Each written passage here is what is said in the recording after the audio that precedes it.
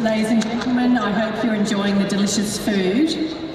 It's now time to move to the second keynote address of this evening, and my very great honour and pleasure to invite to the stage the Honourable Dr. Subramanian Jaishankar, Minister of External Affairs of the Republic of India.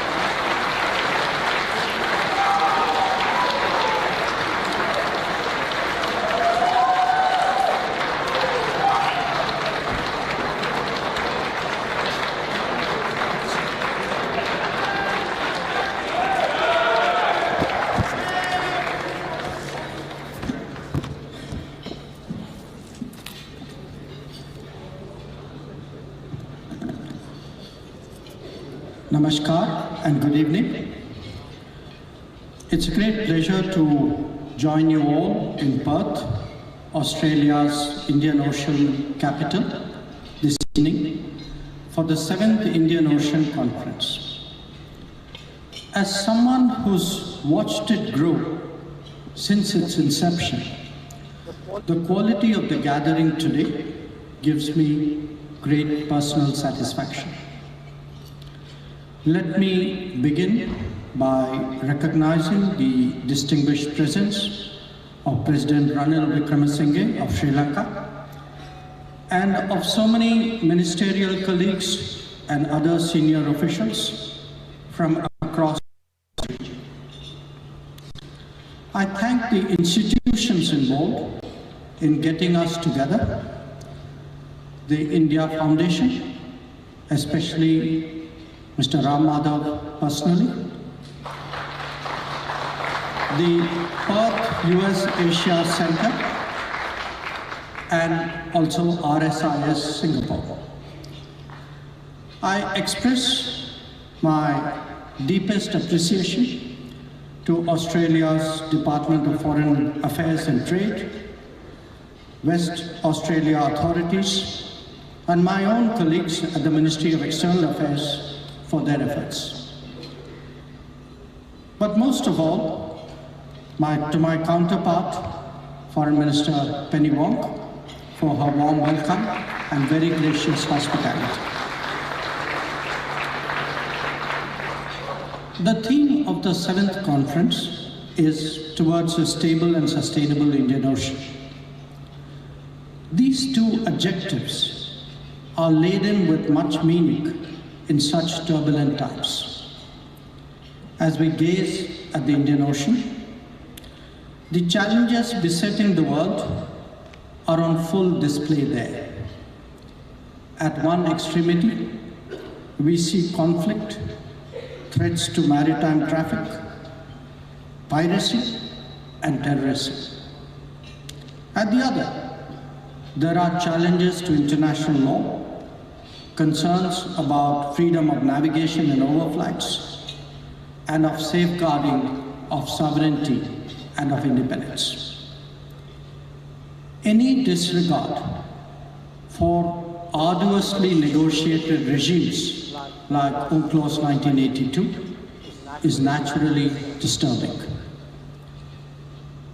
In between, a range of transnational and non-traditional threats present themselves, largely visible in a spectrum of interconnected illegal activities.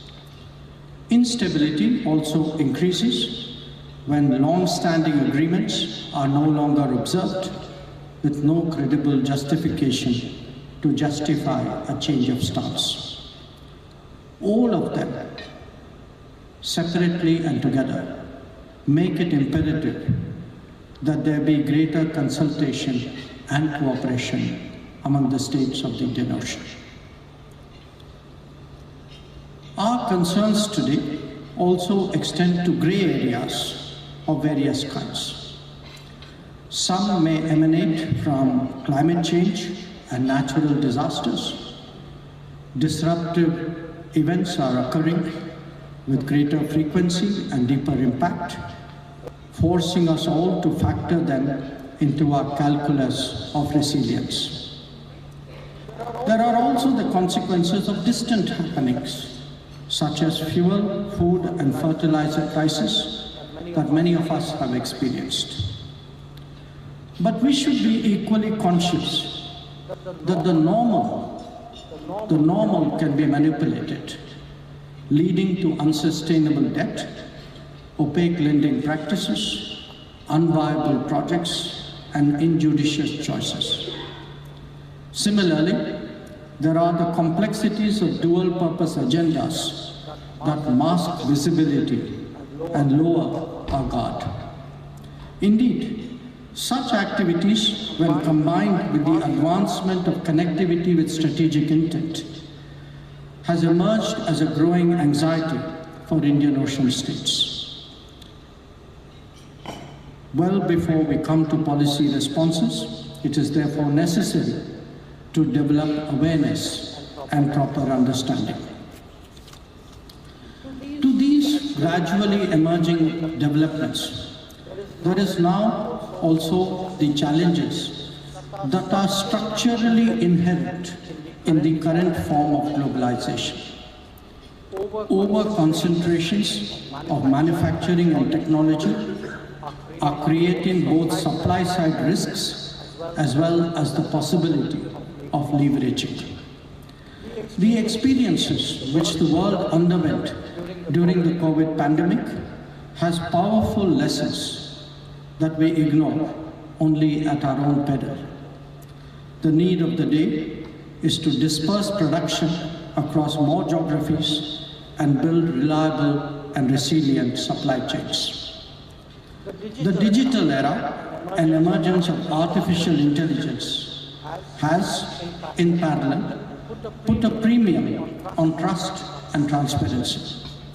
Our very concept of security has undergone a metamorphosis in a volatile and uncertain existence. As a result, nations of the Indian Ocean today need to reflect on whether they should pursue more collective self-reliance or remain as vulnerable as in the past. Our sustainable future lies in concentrating on the drivers of the future: digital, electric mobility, green hydrogen, and green shipping, to cite a few. When it comes to solutions, let us note that the Indian Ocean has a set of mechanisms that have evolved, each at their own pace. They include the Indian Ocean Rim Association, the Indian Ocean Commission, the Indian Ocean Naval Symposium, the Colombo Security Conclave, etc. As the concept of Indo-Pacific took root, initiatives like the Indo-Pacific Oceans Initiatives, the Indo-Pacific Economic Framework, and the Indo-Pacific Maritime Domain Awareness emerged, amongst others. Many of us present here today are members of some of them or all of them. Because the challenges and responsibilities are so complex and multidimensional, it is incumbent on us to address them at various levels. While infusing more energy into Indian Ocean-centric bodies, we also need to simultaneously work on the larger Indo-Pacific canvas and the narrower sub-regional ones. At the end of the day, they all reinforce each other. Speaking for India, let me underline that in the last decade, we have been very open and engaging in our outlook. As a result, since 2014, India has joined or initiated 36 plurilateral groups in different domains. Many of them have a direct relevance to the future of the Indian Ocean. Others have a domain relevance that contribute to the well-being and security of maritime spaces and its littoral territories.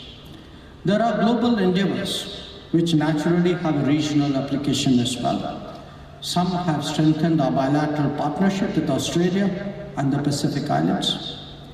As regards connectivity, building on the remarks earlier today by Minister Vivian, let me highlight the need for lateral land-based connectivity across the Indian Ocean, region. These are essential to supplement and complement the maritime flows. That is why the IMEC corridor to India's west and the trilateral highway to India's east are so significant. Together, they can be veritable game changers connecting the Pacific to the Atlantic. Allow me now to share some thoughts in regard to other priorities. We see the Indian Ocean Rim Association, IRA, fostering cooperation and sustainable development. It contributes to enhancing regional security by addressing maritime safety, piracy, and environmental sustainability. Apart from being the highest contributor to the IRA Special Fund, we have encouraged the formulation of an IRA outlook on the Indo-Pacific and restructuring the IRA Chair for Indian Ocean Studies. Capacity building is a priority here, and the Indian Navy conducts training and exercises to counter IUU fishing and piracy. Assistance to Somalia and Yemen have been notable in this regard. As the Vice Chair and the upcoming Chair for the term 2025-27, our focus is on structural and institutional strengthening of the IRA in order to realize its full potential. I also draw your attention to the Indo-Pacific Oceans Initiative proposed by India in 2019. It is an open, non-treaty-based global initiative that seeks to manage, conserve, sustain, and secure the maritime domain. In the IPOI, Australia's leadership on maritime ecology, the UK's on maritime security, and the co-leadership of France and Indonesia on the maritime resources pillar have helped to make a beginning. Over the past year, Italy has joined Singapore in leading the science and technology pillar, while Germany took the helm in capacity building and resource sharing. The US, in partnership with Japan, now co-leads the trade, connectivity and maritime transport pillar, and India, leading the disaster risk reduction management and pillar, and co-leading on maritime security, has added to the realization of this initiative. Progress on IPOI reflects a strengthening bond among nations that share a common desire to sustain the two oceans through practical project-based cooperation. Looking forward, the IPOI aims to launch new projects and initiatives while establishing greater synergy with IRA. Let me also flag the growth of the BIMSTEC, an important regional forum covering the Bay of Bengal. For India, it is a convergence of our neighborhood first policy, our Act East outlook, and the Indian Ocean interests. India is the lead country for the security pillar of BIMSTEC, which covers counter-terrorism and transnational crime, disaster management, and energy security. We host the BIMSTEC Center for Weather and Climate near Delhi, and efforts are underway to set up a BIMSTEC Energy Center near Bengaluru. We have been organizing events and activities in areas ranging from agriculture, disaster management, space, and remote sensing to transnational crimes, trade, and investment. We also offer research and higher education scholarships while promoting common programs. Infusing more resources and more energy into this grouping will certainly give it a greater role in times ahead. A notable development for the region has been the emergence and the consolidation of the Quad grouping. Its upgradation to the summit level is a message in itself. Today, the Quad addresses maritime security, safety, HADR, environment protection, connectivity, strategic technologies, supply chain resilience, health, education, and cybersecurity, amongst others. The Indo-Pacific Economic Framework and the Partnership for Maritime Domain Awareness are larger endeavors that have emerged from the deliberations of the Quad. The Quad is today a forum for global good that is particularly active in regard to the global commons. Its deepening is in the interest not only of its members, but of the larger region, which draws benefit from its activities. Let me underline that it supports the larger architecture in this part of the world that has been painstakingly built up over so many years by ASEAN processes. Those who mischievously suggest that Quad questions the centrality of the ASEAN are playing their own game. I'm confident that the ASEAN will see through it. It is natural that I speak here about India's growing relations with the Pacific Islands. In the last decade, they have evolved steadily, and the May 2023 summit in Port Moresby has laid out some ambitious goals. India is committed to building a hospital and an oceanic research center in Fiji, as well as a cybersecurity hub and space application center in Papua New Guinea. With all other members, we will be engaging on education, solarization, desalination, dialysis facilities, artificial limbs, sea ambulances, and SME development.